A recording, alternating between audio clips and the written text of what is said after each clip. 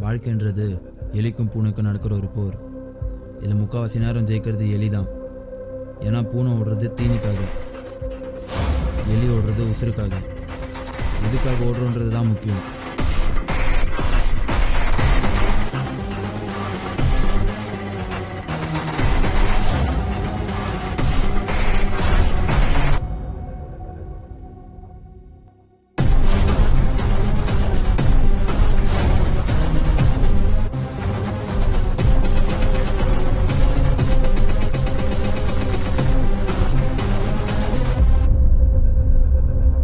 சரியான நொடின்னு ஒன்று வாழ்க்கையில் கிடையவே கிடையாது.